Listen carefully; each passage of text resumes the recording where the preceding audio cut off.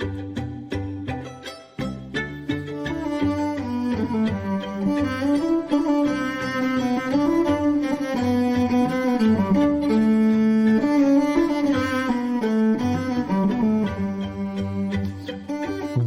to The Lubber's Hole, a Patrick O'Brien podcast. You're with Ian. And with Mike. And the two of us are rereading our favourite books, those Aubrey Maturin novels of Patrick O'Brien. Mike, we're making good headway through the Commodore. Could you catch us up, please, on where we got to last week and where we might be headed towards this week? I would be delighted. Thanks, Ian. Last week in Chapter 7, Jack and Stephen learned that Captain Thomas of the Thames owned slaves in his family business. Now, Jack, when they crossed the parallel, read his secret orders and talked with Stephen about this potential French invasion of Ireland that the second part of their mission will have them stopping, we hope. Huell provided valuable information about slavers. The stately surgeon asked Stephen to tell the Commodore about Captain Duff and his foremast hands. Jack couldn't figure out how to make a great din when they arrived in Freetown, and he was appalled upon seeing the first slaver that they captured, the Nancy. Mm-hmm. And this time in Chapter 8, the squadron makes its presence known. Stephen trips himself up on his shore leave orders. Jack gains perspective on being a Commodore, and the African mission comes together. There's pottos, miasmata, and the Bight of Benin, and perhaps the Cat in the Hat will make himself seen. Sorry, I was going for Dr. Seuss there, but I don't think it's quite going to make it here. Well, I like the try. I like it. I'll 6 out of 10 for the effort, at least. Well, Mike, we've been building up towards the moment when we actually encounter the African shore. We've encountered a slaver, but at the opening of this paragraph, we encounter the African shore. It's Freetown in Sierra Leone. The sky is dark. There's oppressive heat. There are 5 ships that we see coming in through the pall of haze here, and we're seeing them from the perspective of people on shore. And Mike, this is a comedy moment, but there's some great depth behind the comic writing of these two guys who are watching this squadron of ships coming ashore here. They had already seen a powder hoy sail from the naval yard and had seen a number of these local guys, the crewmen, set off in a schooner. So they assumed that these ships would be men of war bound for the Cape or for India, with merchantmen traveling along for protection. There had been rumors in Freetown that the preventive squadron was back, but these rumors were dismissed because the Nancy, as we heard of in the last chapter, the Nancy had been brought in by the governor's own sloop, and that was assumed to be acting as a privateer. So we get this kind of little bit of retroactive continuity here of this is what it all has looked like so far to the residents of Freetown. The preventive squadron, they say to themselves, would never have had 2-decker ships like the ones that we can see here. And there's this great dialogue between a Syrian merchant and his friend about whether they might indeed be the preventive squadron. One calls the other the father of lies and says that nothing can be seen in this light, which he calls darkness visible, and admits that it is very like the death of time. And one says, well, I can indeed see 2-deckers. They seem to be headed for the Nancy that is anchored there in the road. And just at that moment, the first ship turns and fires at the Nancy. And the text describes it really well. A rolling broadside whose brilliant flashes lit the whole mass of cloud, and whose voice, having deafened the town, roared to and fro among the hills. And Mike, the dialogue between the Syrian merchantman and his friend is no accident, right? There's some O'Brien Easter eggery for us to dig into there. But there really is, Ian. And it's, as you say, it's hilarious, the names these two guys throw at each other, but some of their comments, not so hilarious. So the father of lies, it's, the one is calling the other, a name for Satan from John, the Gospel of John 8:44. So chapter 8:44. Darkness visibles, a quote from Milton's Paradise Lost, calling to mind one of, some people say, the protagonist of the story, Satan, the Prince of Darkness. And so these are apt images for this whole area, kind of the epicenter of slavery, with the death of time suggesting the apocalypse. And it's interesting, these are two guys on two different sides of the argument of, is this the Preventer Squadron returned or not? Yeah. There are people who are arguing pro-slavery, anti-slavery. And I'm glad that, we've come so far. We've gotten beyond calling each other, Satan or Hitler or things like that. You would hope. Never mind. Maybe we're not as far away from this as we think. No. And it's a really dramatic opening to the chapter. The drama goes on as we get a bit more detail of what's happening with these ships. One by one, all of the ships in the squadron that are coming inbound here fire. And the text talks about how there are these longer stabs of fire and deeper, louder voices coming from the big guns, the 32-pounders. And in the smoky silence following the last ship's broadside, there are birds flying in every direction, and there's amazement and conjecture throughout the town. And now we get sort of semi-direct, semi-reported speech of people just kind of about the town here. It was the French. It was the patriarch Abraham come again. It was the captain of an English man of war enforcing the law against slavery. He had caught the wretched Knittel of the Nancy sailing under Spanish colours. That at least seems to be pretty in line with the truth. He had chained him and all his men to the mast, probably fanciful, and was now shooting and burning them to death. And they're all rationalising what's been going on here. It's clearly the Nancy, but they're trying to explain to themselves, why is it that the squadron is lining up here just to shoot at what seems like actually the empty hulk of the Nancy? So this explanation about them being men chained to the mast has gained some general support, but the ships come back and fire on the Nancy again, two at a time. And news spreads around among the different townspeople who can see, they think, mutilated victims in their chains, some of them still alive. And there's another prodigious crescendo lighting the sky as the cannonades come into play, firing much faster with heavier shot than the great guns. And after all of this pounding, the Nancy sinks into the sea. And Mike, I love this. It's a demonstration. It's what people in the military might call a show of force. It has no practical military purpose except as a demonstration of power and of the presence of this squadron. And I love it. I love it because we're sticking it to the slavers, right? I love it because this is new for Jack, I think. A few books ago, Jack would have thought of lots of uses for gunnery and cannon fire, but he wouldn't thought of quite this kind of civilian demonstration as an honorable outlet for gunfire. Stephen might have found all kinds of ways to persuade and suborn opinion in a town, but he might not have thought of using Jack Aubrey's skills to do it. So I like this little combination Jack and Stephen movement about this episode here. And great. Everybody's happy, including the townspeople who are telling lurid stories about what's really going on. Right.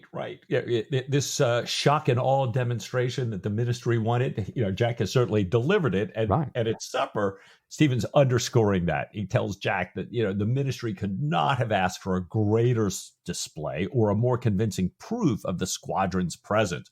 So if indeed this is to sort of tell the French, hey, you're fine, don't worry about that squadron, they're really going to Africa, they have nothing to do with your island mission, he thinks that's been accomplished here.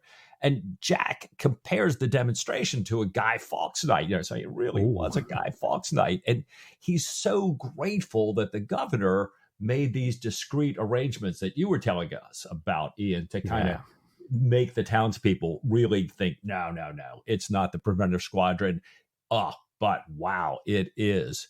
And Jack adds to Stephen, if the breeze serves, there'll be an even more convincing proof by tomorrow evening. A stroke against the slave trade that will make Wilberforce and Macaulay skip and clap their hands and get drunk as lords, the text says. I can't, from what little I know of Wilberforce and Macaulay, I can't imagine them being the kind of coves to get drunk as lords. But tell us who they were, Mike, because they're an important part of the context for this whole slavery story. They are. So William Wilberforce, son of a wealthy merchant, member of Parliament, had a deep religious conversion in 1787 and dedicated himself to abolishing the slave trade. And this guy was persistent. He introduced bills from 1790 through 1806, all of them defeated, sometimes narrowly. In 1807, the administration changed from Tory to Whig, and the act passed with overwhelming support. However, even though this act passed, the practice of slavery continued, especially in Britain's Caribbean colonies. Yeah. So from 1813 to 1825, and in 1825, Wilberforce had to retire because of his health, but he continued to work to emancipate existing slaves. He helped found this West African colony of Sierra Leone, this one that Freetown is the capital of. And he died in 1833, just as the final Abolition Act was passing through Parliament. So, fascinating story.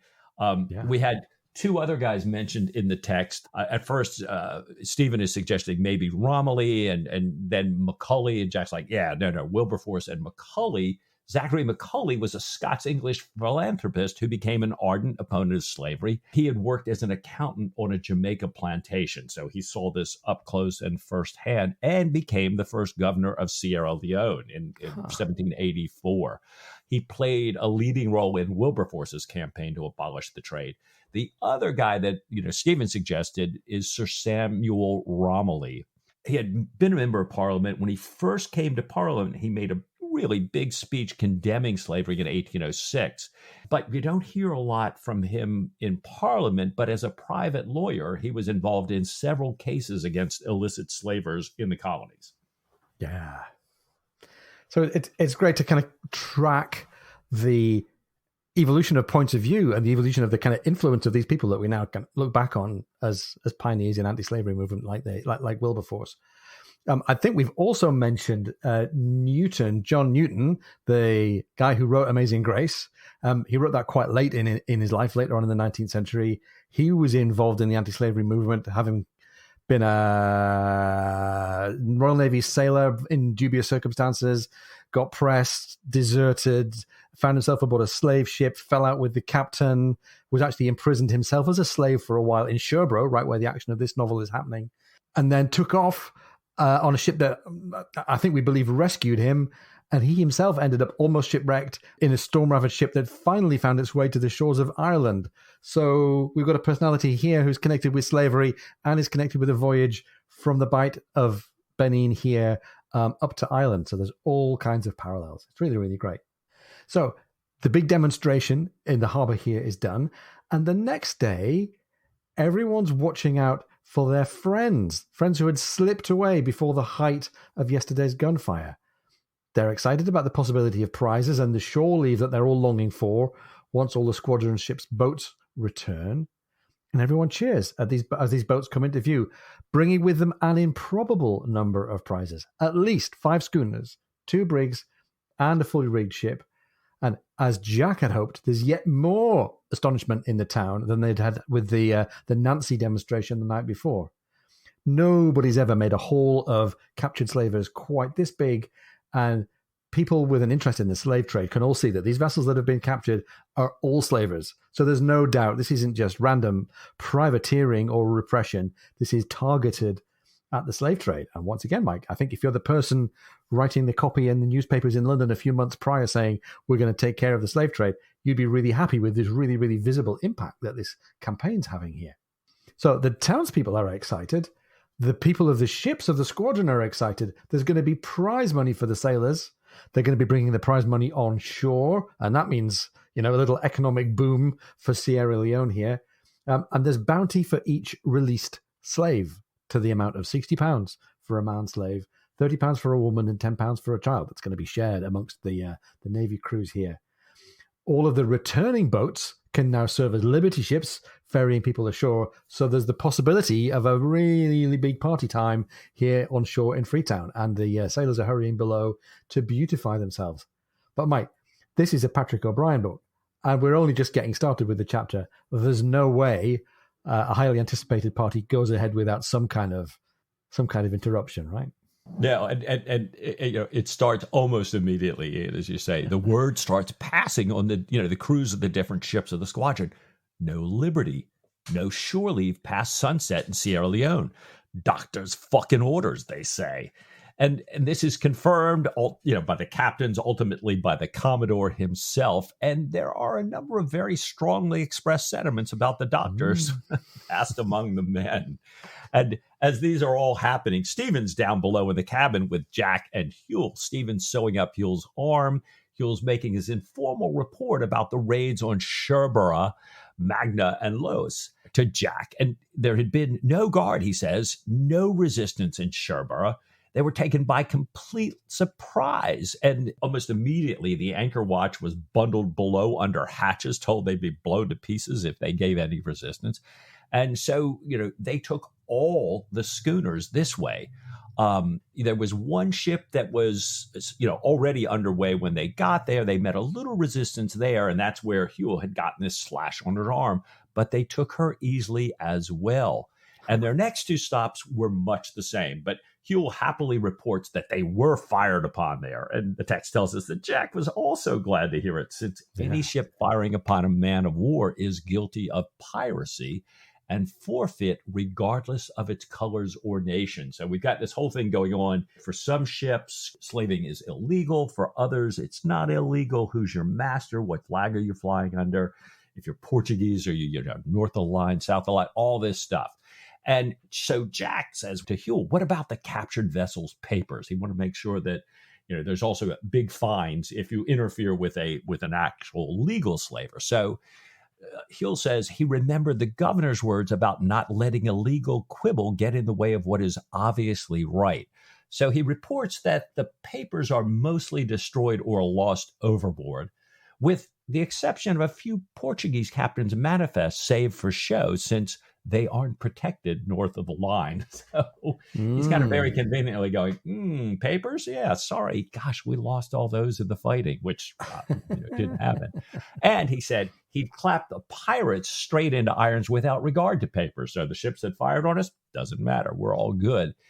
And Huell says he also recalled something that somebody in Government House had said, maybe a member of the Vice Admiralty Court, he can't quite remember, that a man who had no papers, whose ship had no papers, and who could not certainly identify the person who arrested him, was in a hopeless state. He could not make out any kind of case at all, even with the best of counsel, and even if some foolish legal clause was in his favor. And, Jack nods and smiles and turns to Stephen and says, I believe that's also your view, Doctor. And I'm kind of wondering if Stephen hadn't put these words in the mouth of somebody for everybody. So our favorite intelligence agent in pursuit of a noble goal going, oh, by the way, just so we clean this thing up correctly. Oh, it's very good. It's very good. So it couldn't have gone better by the sound of it. It's unfortunate for Huell that he's got this wound that he's getting sewn up, but this is sounding like a really auspicious start to the practical side of this anti-slavery tour here. Stephen finishes up sewing the arm and gives some instructions to Huell about care, about diet. He grabs Jack's best superfine cambric neckcloth. This is quite some finery for Stephen here, just been ironed by Killick, and uses it as a sling. So this is going to go, it's all been frilled and pleated, and it's beautiful, and it's white, and it starts, and it's going to get bloodstained. He asks Huell then to recommend a reliable middle-aged crewman, one who he says would be given neither to whimsies nor to drink, to show him the way to go in Freetown, which he must shortly visit after sundown. And he asks the Commodore for a suitable conveyance. Now, this is the point at which things start to come unstuck for Stephen here. My dear Doctor, said Jack, I shall allow you no such thing, nor will Captain Pullings or Mr. Harding or anyone else that loves you. Was you to be seen going ashore within half an hour of forbidding the same indulgence to the entire ship's company, you would be the most hated man in the squadron. I do not say they would offer much in the way of physical violence, but their affection would be killed, stone dead. And Huell says, well, I've got just the man, in terms of a local guide, I've got just the man coming aboard in the morning, a fellow that he refers to as John Square, which sounds like a very well-chosen name for the kind of guide that Stephen might need here. Square, as he comes on board, is indeed very much the native. We hear about he's got these blue lines across his forehead. He's got a broader line going from ear to ear. He has filed incisors. And Stephen thinks this isn't any more bizarre in the context of an African than a ruffled shirt on a European. And he agrees, John Square does, to take Stephen ashore in his canoe and show him whatever he wants. Stephen asks about the inland animals, and Square says, well, my uncle used to live far upriver, had been taken hunting, had seen all manner of creatures, and Square had used his knowledge to help a Dutch naturalist visiting the area to see some snakes and lots of other animals. The payment that Square had got from the naturalist had allowed Square to buy his first wife, which is a nice little echo back to an episode of Killick's Buying a Wife. What was it back in about the first 3 books? This Dutch guy had also taught London English to John Square, and he'd learned, therefore, the corresponding names of all the animals. So Square is going to be a very, very well set up guy to guide Stephen ashore. But I think there's something that Stephen perhaps ought to take notice of. He's already been warned by Jack that he gets to look like a bit of a hypocrite if he takes himself ashore, having banned shore leave. And now we get another little bit of threat for Stephen here. Stephen hopes, he says, that this Dutch naturalist had written a book. Square says, Mr. Klopstock, sir, no book, shaking his head. And then he says, Mr. Klopstock, he dead. And Square acts out, we can only imagine how, acts out the death of somebody succumbing to yellow fever. So, first of all, a little bit of a warning about what might await a European travelling ashore here. But second of all, Mr. Klopstock, he dead, that's going to ring a bell from somewhere. Well, it does. And this is, and you know, I've got to turn to Anthony Gary Brown and the Patrick O'Brien Muster book. It was weird because I couldn't find a Klopstock, but this phrase, you know, rings familiar. And sure enough, you know, this is, Brown believes, I agree, that this is O'Brien paying tribute to Joseph Conrad and his line in The Heart of Darkness, Mr. Kurtz, he dead. And in The Heart of Darkness, now we know it as kind of a little bit of a Vietnam tale from the movie, but The Heart of Darkness in the original book, Kurtz is in Africa. And it's clear in Conrad's story of Africa, like in this story, that, you know, one of the main points is there's a little difference between, if you will, the civilized people, I'm using air quotes, and the savages, again, air quotes again. And this same line, Mr. Kurtz, he dead, T.S. Eliot uses that quote from Conrad at the beginning of his poem, The Hollow Men, you know, one that has befuddled people for ages. And that's really impactful.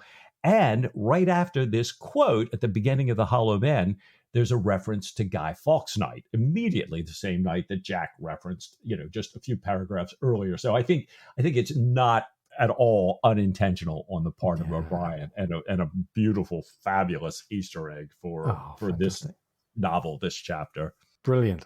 So Stephen asked to see a bit of the town and then to be taken to see a particular money changer.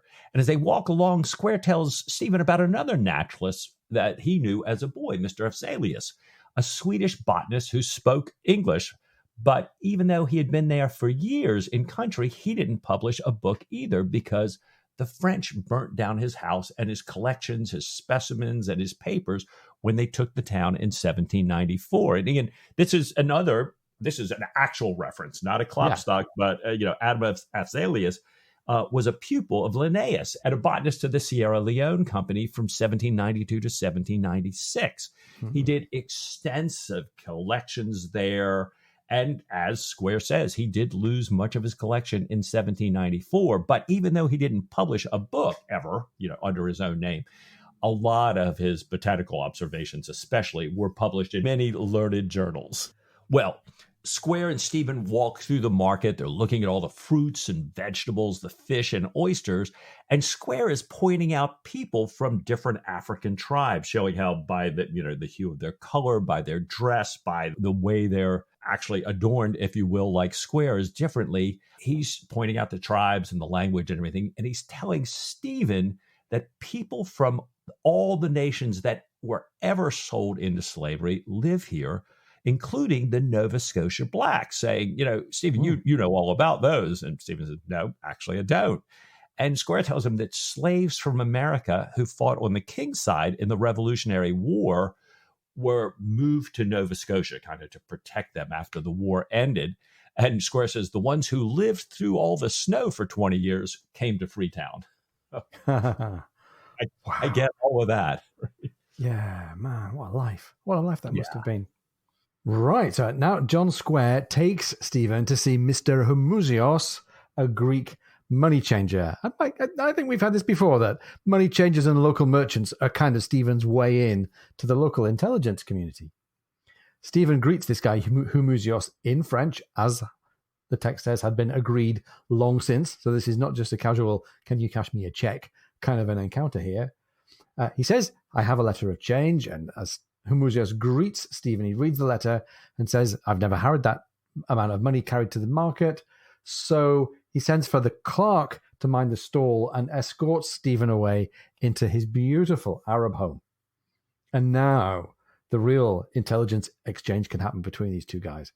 Homuzios asks Stephen for identification. Stephen does this symbol involving 6 pennies and moving the placement of the pennies, keeping them in contact, forming a circle. It's the secret sign that says to Homuzios, Stephen is who he's been expecting.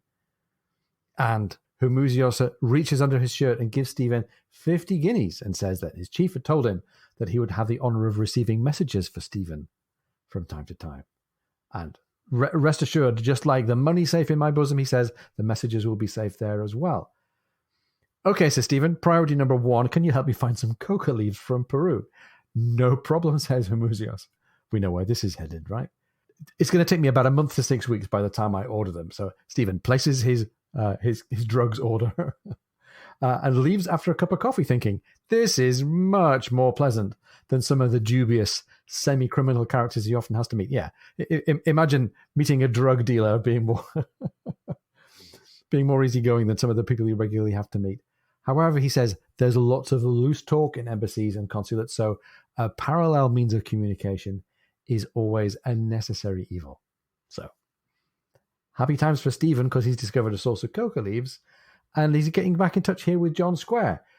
Goes back and finds John Square and says, if you'll bring your canoe and sail off on the Bellona for the next few weeks, you could show me the plants and the birds and the vegetables.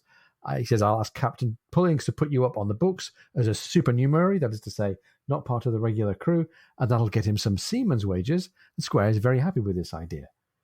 Stephen says, well, if my rounds today finish early, we could even start with the swamp behind the town later and that evening, and then the lofty hills beyond in the following days. And another little soft beat of this drum beat of danger for Stephen, I think, as he's going to go ashore here. Anyhow, Pullings is true to Stephen's promises here. He puts Square on the payroll, has him stow his canoe inside the jolly boat. And now we learn that the men are much happier because they're going to be going ashore before sunset. Everyone appears to have forgiven Stephen for perhaps over-controlling the movement of people ashore. And Stephen takes a little bit longer in the sick berth than he'd hoped for, and hears Jack being piped aboard as Commodore just as Stephen is getting ready to leave to view the swamp. So let's see what Jack has to say.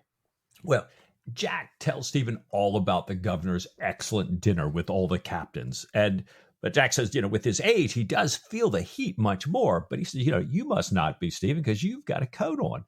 Stephen says, I don't mind the heat at all, but I do feel the dampness.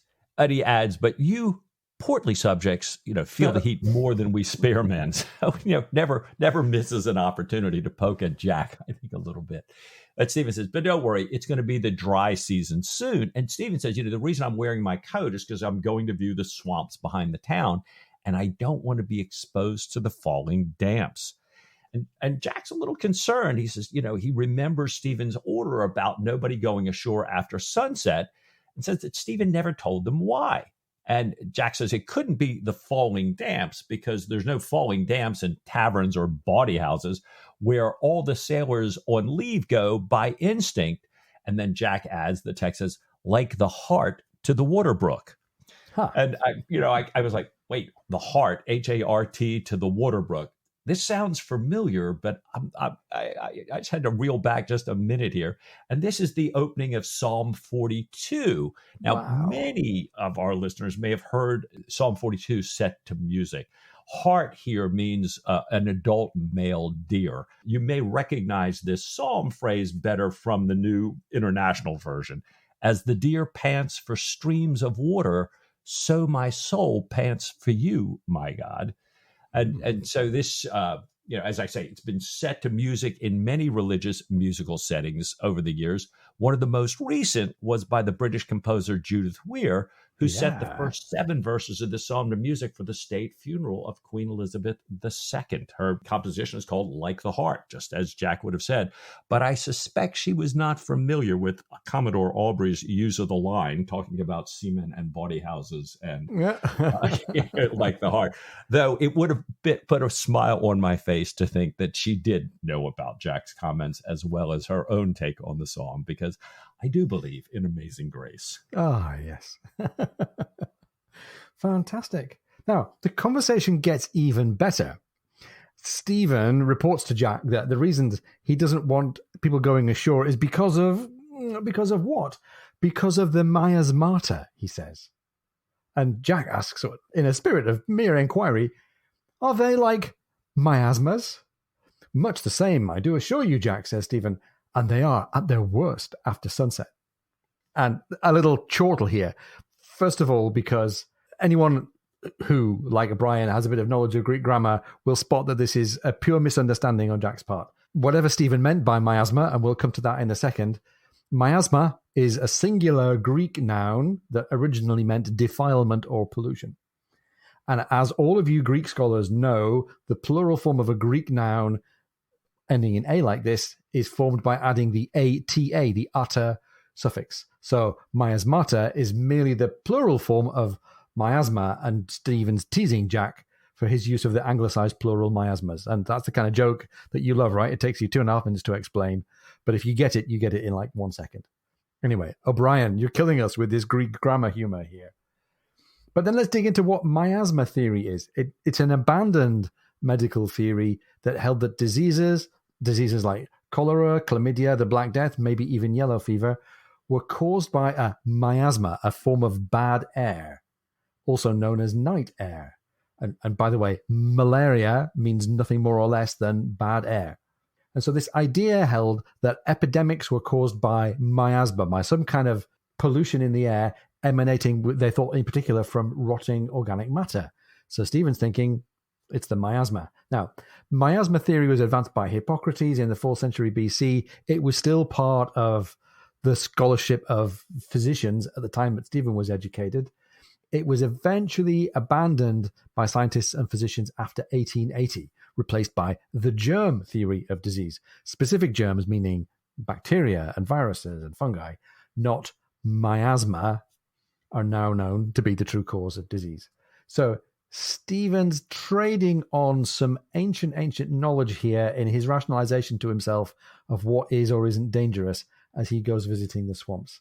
Now, it's easy to see that actions taken to reduce miasma, reducing foul air, actions like ventilating sick bays, which is important to Stephen, actions like clearing up rotting garbage, and also, by the way, avoiding mosquito-infested swamps. All of those preventive measures might be done in the name of avoiding miasmata, but also, by the way, have the effect of reducing transmission of germs. So what changes the one thing that you suppose it changes actually has an effect someplace else.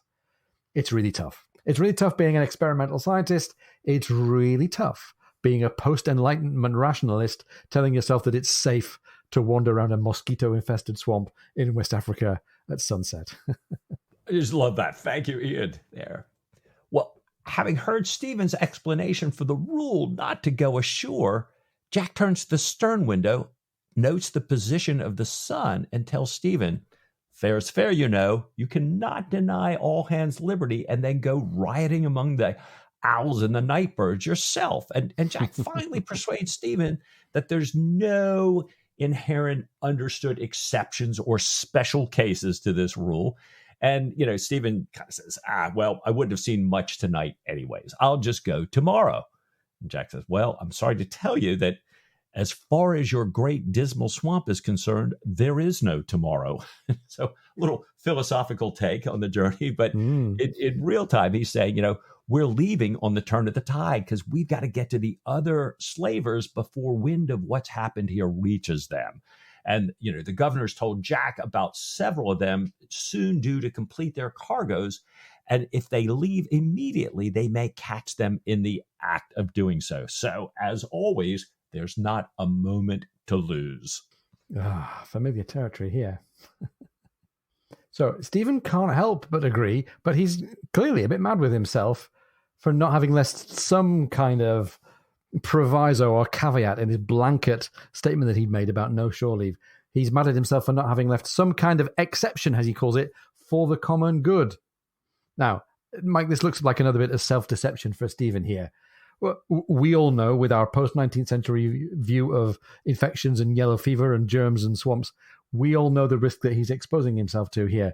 But if he would just stop for a minute with the self-rationalization, he might have spared himself from some significant personal risk.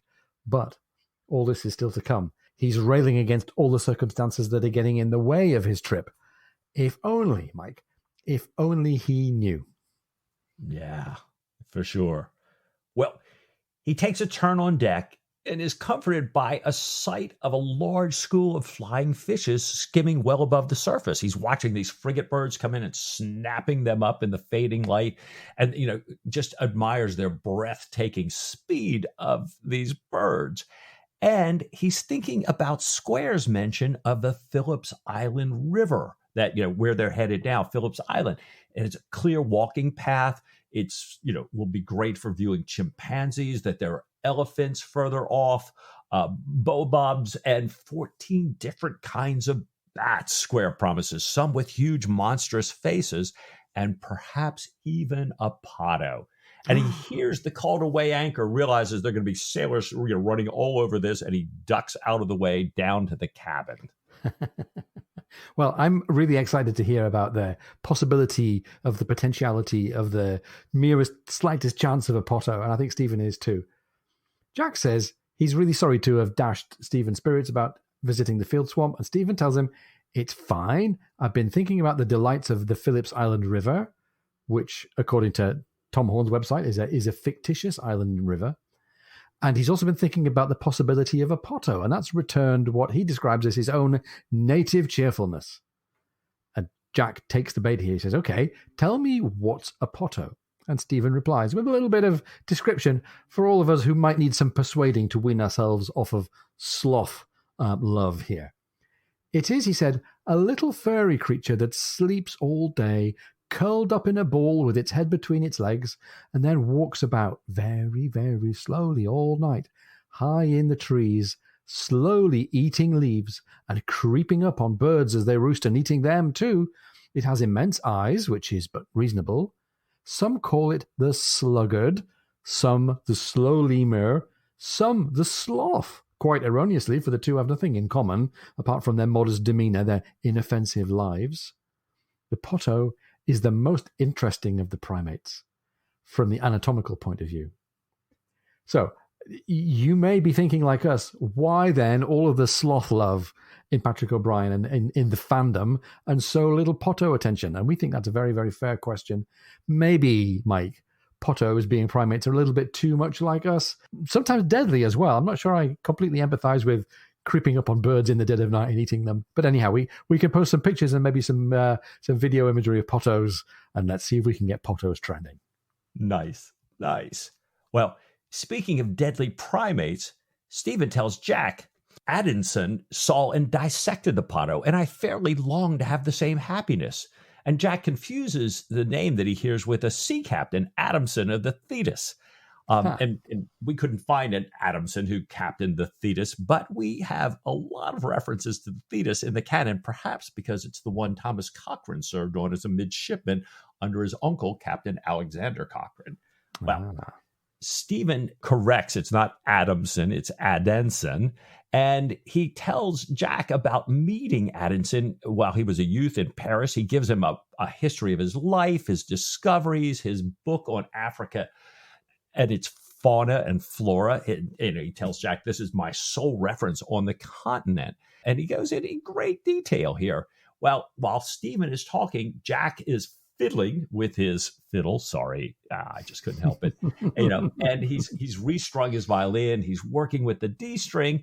And Stephen goes on. He's describing this incredible collection of Addison's books and his great unpublished work of 150 volumes, 40,000 drawings, 30,000 species, all of which he continued to work on in poverty, even though it was never published and not going to be published, saying that Addison was happy for the admiration he had from men such as Jussieu and from the Institute. And Jack replies, I'm sure he was, and then observes that the ship is underway here. And a little hint that we're going to come back to here, that Jack's attention was not completely gripped by this story of Adanson. Jussieu, by the way, a real person from a family of distinguished French botanists, a member of the Royal Garden, the Jardin du Roi, had developed his own kind of competing with Linnaeus system of plant classification. It replaced Linnaeus's plant classification, actually, in 1774. And this guy, Adanson, was a real person as well, and really had all these many, many, many volumes. No wonder he was delighted to have been admired by Jussieu, a fellow botanist who had done his own work on classification. Now, Mike, maybe there's more to the mention of Adanson than just admiration for his role in science and taxonomy.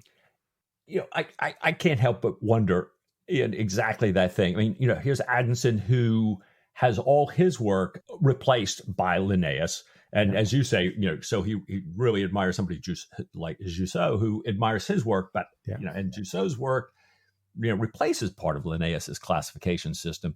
And I couldn't help but wondering if this might have been a little bit of an O'Brien tribute to Cochrane. Cochrane, who, like Adanson, accomplished so much, but got derailed, in what I'm sure he imagined to be his Royal Navy career. As we know, he had his own trial, like the one that Jack had.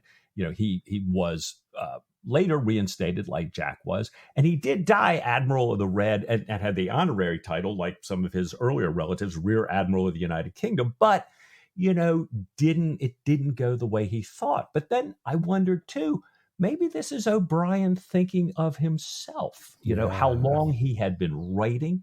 At some point, far into it, how little perhaps he had to show for it. The fact that he was being published in the U.S., stopped being published in the U.S., and may have, ended up kind of the same way as Adanson, as a little bit of Cochrane, not reaching the heights that perhaps he thought one day he would reach, but knowing that he still would have been happy living on the coast with Mary, doing what he loved and admired by people that he admired, that he didn't need necessarily the $1 million U.S. publishing deals to be happy in life. So I don't know. Maybe this is it's my pure personal speculation, or perhaps transference. I don't know.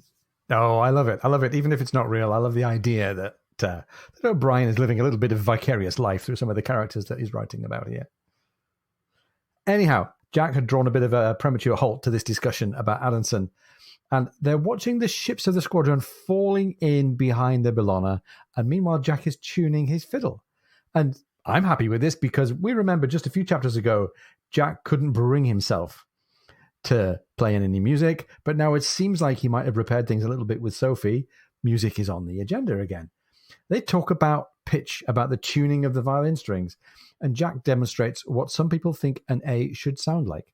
I cannot bear it, he says. I hate to think that our grandfathers should be such flats. Ho, ho, ho, well done, Jack. After a moment, he chuckled, reflecting upon the double meaning of the word, and said, that was pretty good, Stephen, don't you think? Such flats. You smoked it, of course. But can you think of Corelli playing in that moaning, small beer and water kind of wine? Now, it is funny. Obviously, flat meaning lower in pitch, sharp meaning higher in pitch. He thinks that the A string is a little bit flat. And I'm going to go, yeah, okay, but there was no such thing as standard pitch, until at least the late 19th century, and even into the early 20th century, there was no such thing as one tuning fork, one pitch that all orchestras tuned to. So Dresden pitch was different from Paris pitch, was different from London pitch. And in Corelli's time, even more so, the idea of standard pitch would have been probably actually even flatter than in Jack and Stephen's time, because people were kind of protecting the structure and the string tension of older violins. But anyhow, it's a nice thing to attribute to Jack, the idea that he's got good pitch, even perfect pitch. I think he's allowed to flex it a little bit. Stephen has already had that chance earlier on in the book when he talked about him reading the Haydn Funeral Symphony score and hearing it in his head. So they've both awarded themselves this great musical talent. even though I'm not 100% sure about whether it can relate to Corelli. Now, Jack's tone changes as he starts talking about him being tantamount to a flag officer. Like, this is a really great little reflection on, actually, despite the loneliness of command, there are some things that are okay about his situation right now. He talks about infinitely solitary care and toil, and he says, if your expedition don't answer the expectation of a parcel of coves that have never been to sea in their lives, you're flogged to death and buried at the crossroads with a stake through your heart. But, here we get to it now, it has its compensations. And this is a really nice moment of a little bit of bucolic smugness on the part of Jack Aubrey, the Commodore here. He says, there is Tom and everybody else aboard, everybody in all His Majesty's ships and vessels under my command, skipping about, getting wet. Oh, look how it's coming down now. Hauling aft, tally and belay, laying aloft, coiling down. Bees ain't in it.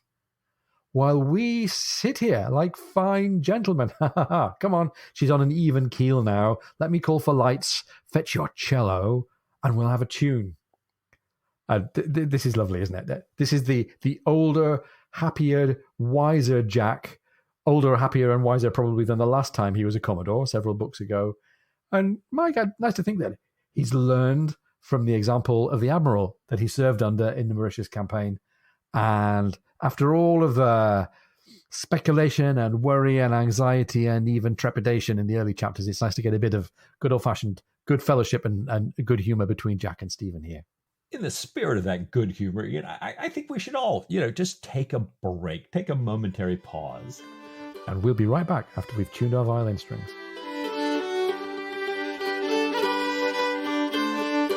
If you're enjoying the podcast, please come and join our supporters on Patreon. Go to patreon.com/Lover's Hole.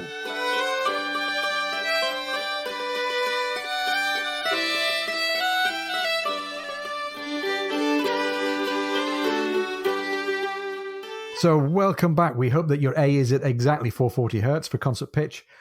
Meanwhile, we've got some parish notices for you. We didn't point it out, but a couple of weeks ago was not only our 150th episode, but also our 100th episode featuring the editing skills of Sam Luce. So thank you, Sam, for being such a great friend of the show. Thank you for all your work over 100 episodes now, keeping us sounding clean and balanced and organized to the extent that we can.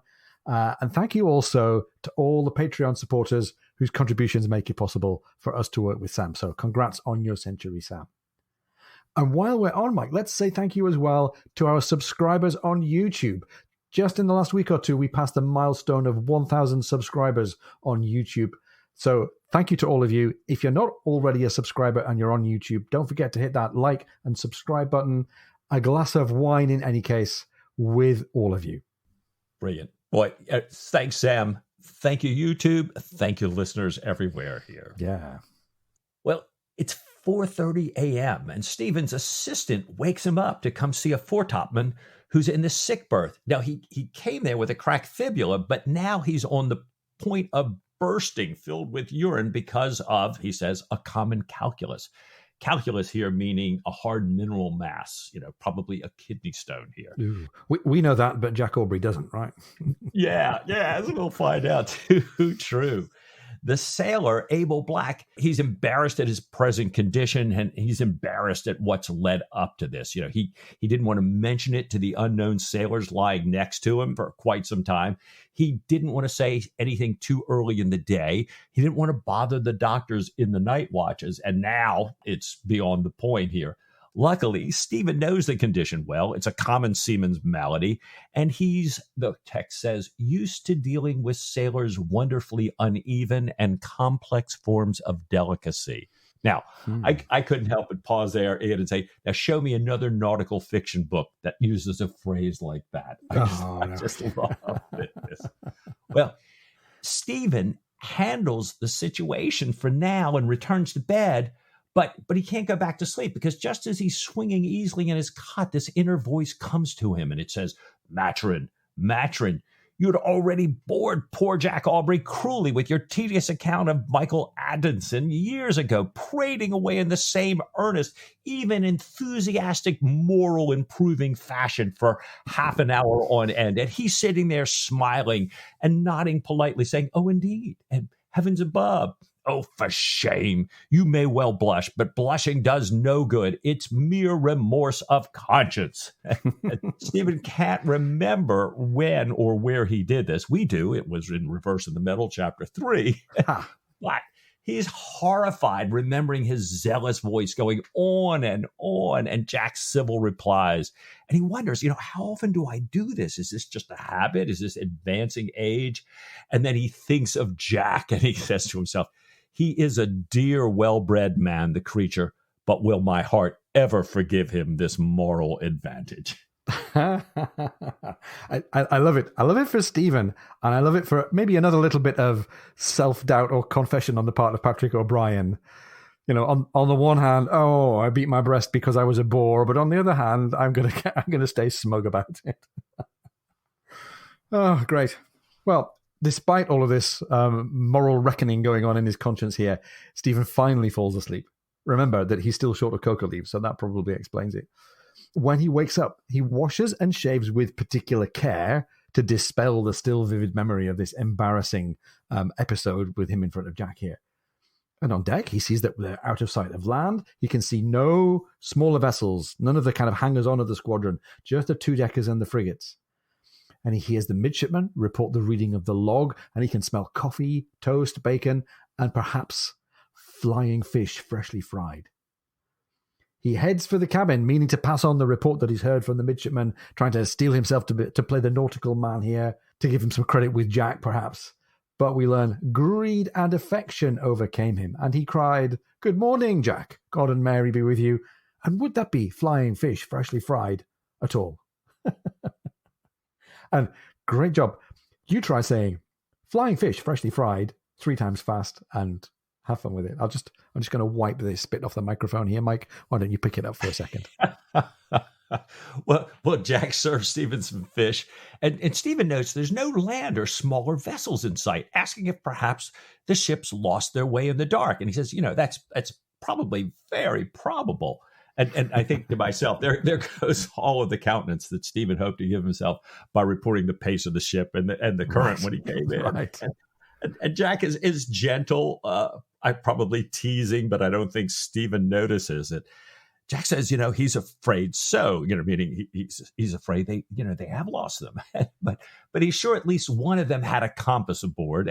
And if that compass had broken, they could have followed the Bellona's light, the 3 splendid green lanterns behind, which Stephen's probably seen. And he's sure somebody must have lit those lanterns last night. So all of this going on and on, a nice way to say, no, Stephen, they probably didn't get lost. No.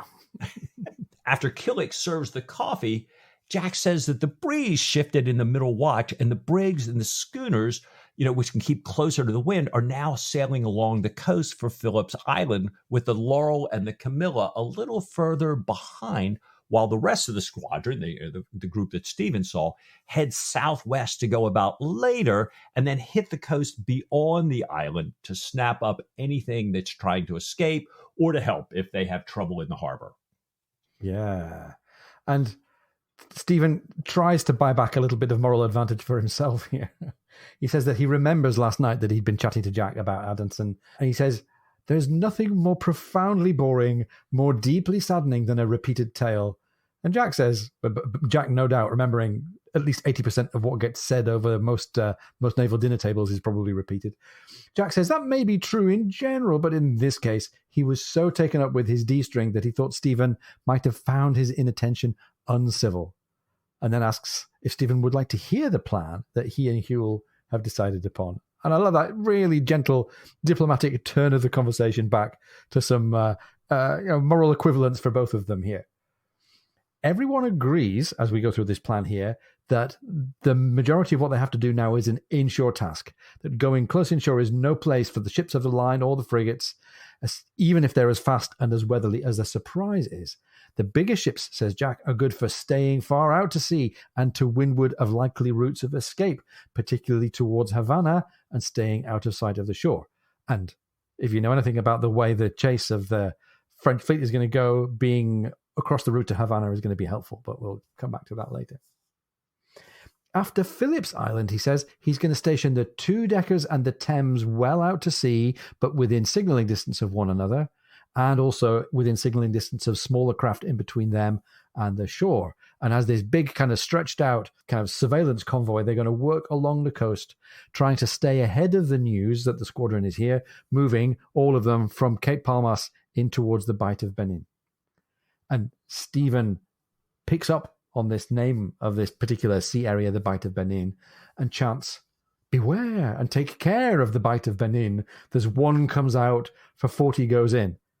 I'm like, it's funny, I didn't know of this rhyme before I read it in Patrick O'Brien, but as soon as I read it, I'm going, oh yeah, that's the rhyme about the Bight of Benin. It just kind of rolls off the tongue so much that it must have been commonplace. Now, Jack is very upset with this. He says this is a foolish, unlucky old song, especially want to sing aboard a ship that is actually headed into the Bight of Benin. He should know better, he says, after all your years at sea. And Stephen apologizes profusely, promises not to sing it again. Jack is still not satisfied with the apology, saying he's not at all superstitious. Yeah, right, Jack, you're not at all superstitious. Yeah. But everyone, he says, everyone who knows anything about the sea knows it's a song sung in ships that have come out of the Bight by way of making game of those that are going in.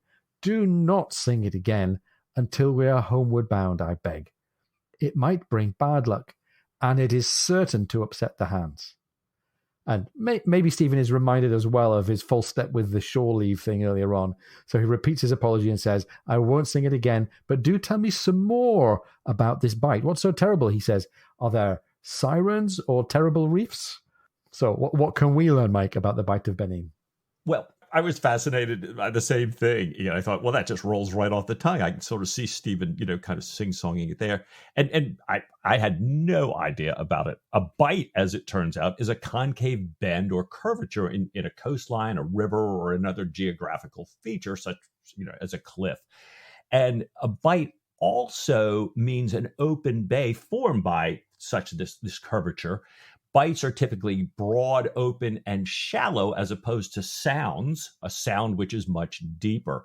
So historically, in the time of square rig vessels, a bight could be sailed into and or out of in a single tack, and difference between a bight and a sound or something. So it's like, okay. Now this particular bight, the Bight of Benin, it's in the Gulf of Guinea. Again, cannonade.net is so helpful here. Its name, as it turns out, does not come from the modern country of Benin, which is, somewhat close by, but from the historical kingdom of Benin, which was in what is now southern Nigeria. So it makes sense that the Bight of Benin is there. The Bight shore and region are all part of what's known as the Slave Coast. It makes perfect sense here. And the rhyme Stephen quotes actually comes from an old sea song about the high numbers of deaths related to malaria and other tropical diseases in this area. Right. There are reports that the Royal Navy's West Africa squadron lost hundreds, if not thousands of lives to tropical diseases all the way from 1807 through the 1890s patrolling this area. And any of our Harry Flashman fans out there might recognize, Stephen's quote, again, this little sing-song thing, slightly altered, coming in the George MacDonald Fraser book, Flash for Freedom, out of the mouth of then Congressman Abraham Lincoln. So here we go. Well, I have a feeling that one day somebody somewhere is going to put up a Flashman versus Aubrey debate. Maybe we should have that online sometime soon. But for all you George MacDonald Fraser fans, here's a little intersection between the two sets of stories. In answer to Stephen's questions about the Bight, Jack sketches out the plan of the surrounding area, shows Stephen their course along past the great slave markets, pointing out that at the Bight of Benin and at the Bight of Biafra further on, the winds and the currents are really troublesome, and the fever, he says, is very bad. There are some islands that the larger ships will pass and that will have to stand farther off. The smaller ships, the Ringle and the Active, he says, will ply inshore and will be reporting to Camilla or Laurel, who will signal in turn back to the Pennant. He says he's changing the topmasts aboard the Camilla and the Laurel so that they no longer look like men of war, but they look like common merchantmen. And this is standard Jack Aubrey playbook from way back in the first books of the canon. Stephen clarifies, and you could tell what he might have in his mind here. So he's like, you're telling me now that the Bellona won't actually see the coast for the entire expedition? And Jack says, well, if you go right up to the topmasts, to the top gallant cross trees, you might see glimpses of mountains from time to time. And he realizes slightly too late that Stephen is grieving. He says, grieving his potto. He says, don't worry, you'll have a good run ashore at Phillips Island. You can occasionally go in with the Ringle or exchange with the surgeon of one of the smaller boats. Stephen says what lots of us might say in the same situation. Of course, he quotes Macbeth. He says, they have tied me to a stake. I cannot fly, but bear-like I must fight the course, and gives a creditable smile. A really nice quote there. Act 5, Scene 7 of Macbeth. Macbeth feels the binds of fate containing him, but he must fight for his life until the bitter end. Stephen, perhaps a little less pessimistic than Macbeth, a little more spoiled, but who knows? He says, do you know what? It's not so bad. This is not the Stephen who was cheated out of the Galapagos trip, right? He's a very, very chilled Stephen. This is not such a dreadful course. It's just that I was so extravagantly indulged in the East Indies and New Holland and Peru. He says he'll have one more cup of coffee before he has to attend to his calculus. And Mike, there's a great turn in the conversation here. We know, because we looked it up, that calculus means a stone. Jack, of course, is a couple of steps behind us here. So, you have suddenly taken to the calculus, cried Jack. How very glad I am, amazed, quite stunned. By just calculus, I take it you mean differential rather than infinitesimal, if I can be of any help. You are very good, my dear, said Stephen, putting down his cup and rising. But I mean the vesical calculus no more, what is commonly known as a stone in the bladder, the utmost reach of my mathematics. So, classic Jack, classic Stephen, classic O'Brien, misunderstanding, science and maths, two different sides of a similar coin. Now, Jack is feeling oddly kind of dashed and deflated by this.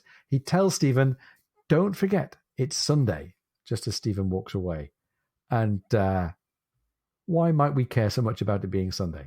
It's interesting. O'Brien tells us there's little chance that Stephen would forget that it's Sunday, since Killick has hidden his best wig, his second best coat and breeches, the loblolly boy, and both of his assistants separately, tactfully remind Stephen, or ask him, do you remember that it's Sunday? And Stephen's indignant.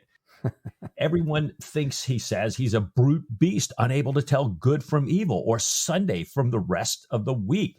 But his indignation's a little bit tempered when he remembered that, oh yeah, when I got up, I really wasn't aware it was Sunday, and I happened to shave closely by chance here. So nevertheless, when it comes time for inspection, as Sundays are time for, he and his sick berth crew are present, sober, and properly dressed, and everything's in order when Captain Pullings and Lieutenant Harding come through to inspect them.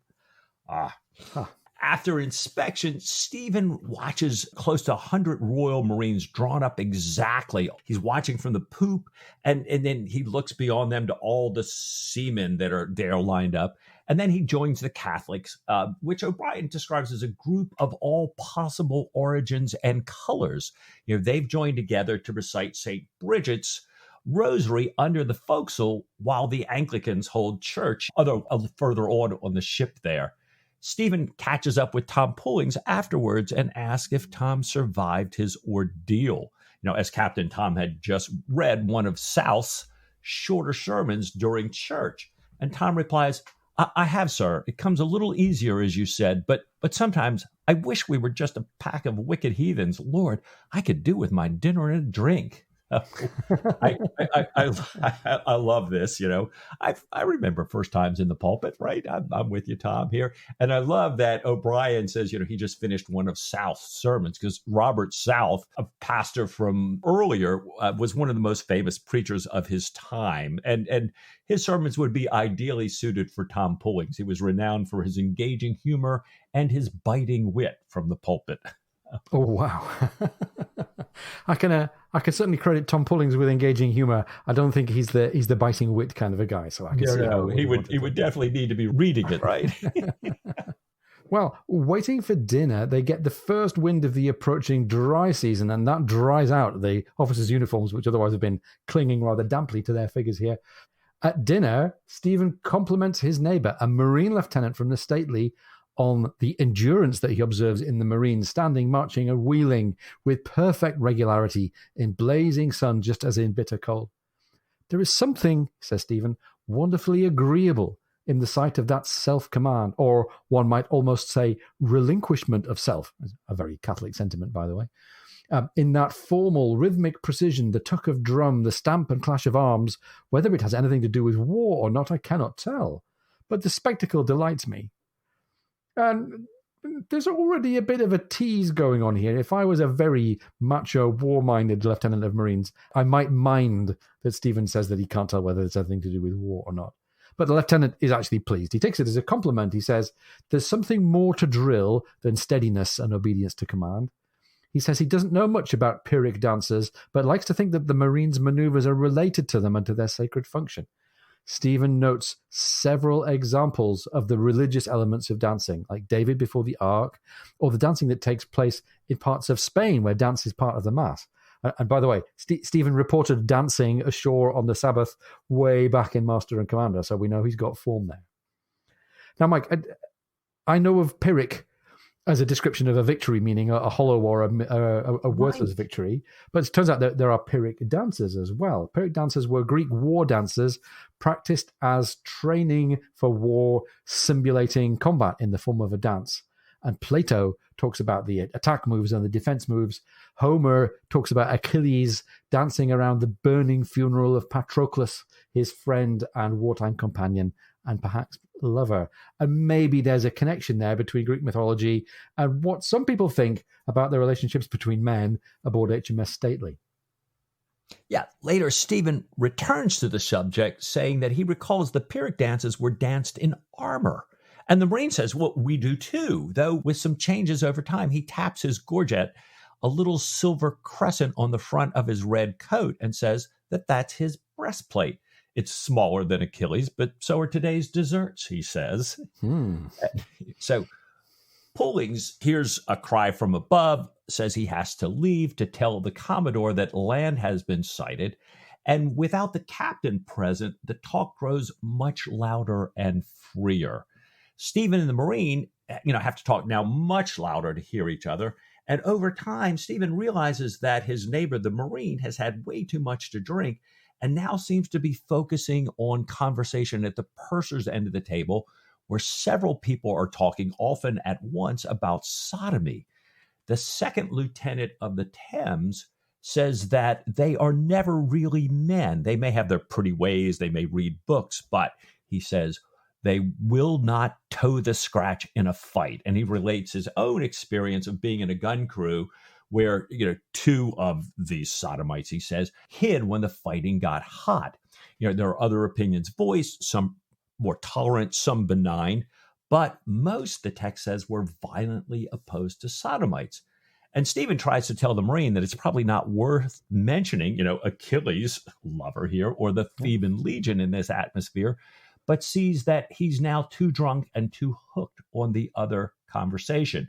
And we've already talked about Achilles and Homer there and that thing. And the Theban Legion, I was chasing down, and I think Stephen, a la O'Brien, is referring to the sacred band of Thebes.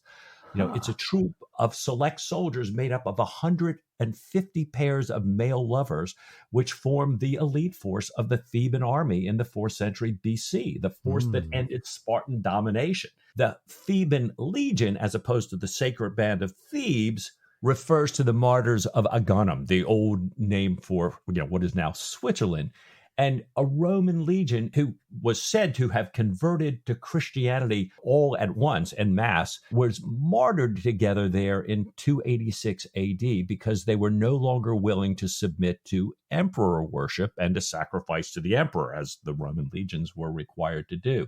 Saint Maurice, the legion's chief saint, but there were a number of saints out of that. They were originally the garrison of the city of Thebes in Egypt till the Emperor Maximian ordered them to march to Gaul to assist against the rebels of Burgundy. So I think we've kind of crisscrossed these two references, the sacred band of Thebes being, an excellent example in Stephen's argument here.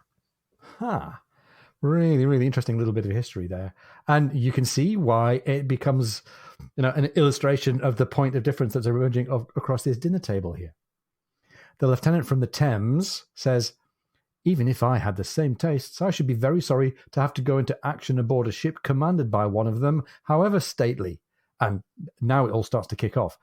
If that is a fling against my ship, sir, cried the Marine, pushing his chair back and standing up, very pale, I must ask you to withdraw it at once. The stately's fighting qualities admit no sort of question. I was not aware that ye belonged to stately, sir, said the lieutenant. I see there are others who do not choose to toe the scratch, said the Marine, which is flinging back the insult about cowardice back in his face straight away. There's a general clamour around the table, extreme concern to separate the two men before this turns into a challenge or worse, puts them into their separate boats. The Stately's most unhappily manned by some of her captain's young ladies, as the author describes them here. This really doesn't seem to bode well, Mike, for the integrity of the squadron that's going to be heading offshore together, tension between two of the most problematic ships in the squadron here. And just as this is happening, part of the squadron reaches the point of cutting off fugitives from Philip's Island, and they receive word that the slavers have been delayed and are not expected to appear for 3 days. And Mike, this is leaving the main part of the squadron here feeling very off balance at a critical moment in the evolution of the mission here. But by the way, I'm going to claim credit for one tiny little bit of editing that I think I might have spotted, a little editing mistake here. The text, just as this dinner party breaks up, refers to slavers being delayed at Takondi, Takondi. And as far as I can tell, there's no such place. I do know that there's a place called Takoradi on this part of the coast of what is now Ghana. There is the location for a well-known British Air Force base in the Second World War. And knowing that Takoradi exists and seeing Takondi written on the page here makes me wonder if this is an accident of transcribing. We know that Patrick O'Brien wrote, as he called it, with pen and ink like a Christian when he did his first draft, and then corrected it also by hand. And I can imagine the RA of Takoradi written in cursive script could be transcribed into an N, maybe possibly, and it never got picked up by proof editing or by O'Brien himself or by Mary when she did her own editing and proof checking as well. Nicely spotted, Ian. Well, a very tiny amount of hubris there, I think. We're still in that squadron there. Square is now conning the Bellona, and Jack takes the squadron right into the harbor and signals for all captains. Later, he tells Stephen they're going to send the brigs and the schooners east to cut off any coastwise boats or canoes that could carry a warning to the slavers. They're waiting. We know the slavers are now going to be delayed a few days here. And both Huell and Square, Jack's a capital seaman, by the way, say there's a fair chance that they'll still catch the slavers, given the weather, given the breezes. And Jack describes them 3 Dutchmen and a Dane bound for Havana. And Jack tells Stephen that, given this delay, Stephen has time to go ashore with Square for a couple of days, but he must be ready to put off at high tide on Wednesday. And Stephen says, well, what time is that? And Jack is really frustrated. He just can't understand why, after all these many years, a man of Stephen's part can adapt to the rhythm of moon and tide. And he impatiently tells him, why 7 p.m, of course. And it's agonizing that Stephen is creeping closer and closer, despite all of the circumstances that have almost stopped him, creeping closer and closer to making his journey ashore and doing some botanizing in this swamp. Now, we get a reminder of that from Jack Aubrey here. Jack changes his tone, says, I remember what you told me about the miasmas of Freetown after sunset. Please, he says, take the utmost care, stay indoors, away from noxious exhalations, back to the miasma theory again. Walk out only when the day is aired. And Stephen says, don't worry, instead of Freetown's deathly fever swamp, I'll be walking just by a brisk river with 2 falls. The miasmata are not to be feared by running water, only by stagnant pools. And Stephen excuses himself. He's going to get things going. He's going to consult with Square. He says, in 2 days, going steady, we might pass his plain with baobabs and monstrous bats and reach the country of the Potto and Temminck's pangolin. And that, as we know, Mike, is the end of chapter 8. Nice. Pangolins and pottos, hey? Is that what's in wait? There you go. I thought this was just an incredible collection of observations or stories about people being people. I mean, there were such in this chapter, big things, little things. Yeah. The Abel Black in the sick berth, not wanting to trouble anybody with his urinary problems. Jack thinking about the upside and downside of flag rank. Stephen remembering that he told Jack this story before, being so upset with himself, only to learn that Jack really wasn't listening. He was worried Stephen might be upset with him. Stephen's indignation about people thinking he's forgotten it's Sunday, when in fact he had. The Marine lieutenant and the Thames lieutenants clash over the honor of the ship, comparing Square's tattoos and teeth with the frilled shirts of European men and that Joseph Conrad Easter egg. This whole continuing reflection on the human condition mirrored by attitudes. Here we got attitudes about slavery and sodomy, and the way different times and cultures, O'Brien's just given us such richness here, so much to reflect upon, so much to enjoy, so subtly and delicately interwoven in everyday life, perfectly presented, historically accurate, while continuing to move this fascinating book of the canon along as we're here, we're still with our old friends, our loved ones, and watching these relationships between characters. I'm just, I continuously blown away by a chapter like this. It's great, isn't it? And with that rare bit of actual cannonade, smoke and thunder action at the very beginning, the whole of the rest of this chapter is another example of actions taking place at a distance. We hear about what happened on the missions ashore. We hear about the circumstances that led to Huel getting his arm wounded. We hear about all of this stuff going on, but actually there's plenty enough for O'Brien to observe it firsthand and write about for us, with just exactly as you say, Mike, that the people and their circumstances and how they misunderstand each other and how they misunderstand themselves. Oh, it's really great stuff. What are we're in chapter 8 now. We've got a couple of chapters to go. Maybe this is going to turn into a straightforward, race to defeat some more slavers and then a race to Ireland somehow. Maybe it's going to turn into a more straightforward naval novel, or maybe there's more tension. Maybe there's more ashore here with the slavers. Maybe there's more tension between the ships and the crews of the Stately and the Thames. Stephen's going ashore with another kind of enemy in the offing.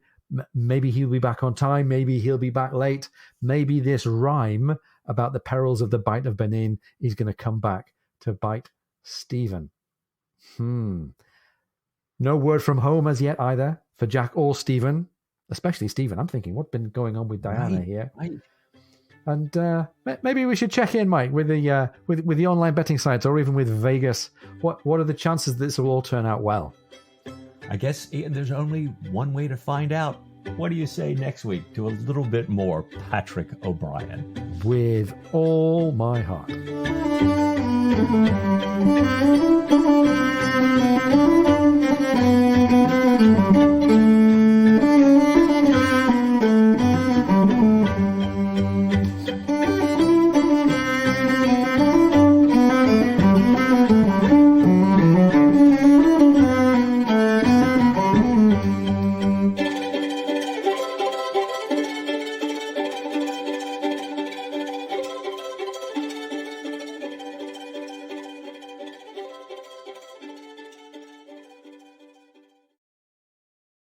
Stephen hopes, he says, that this Dutch naturalist had written a book. And Square says, Mr. Klopstocks. Klopstocks.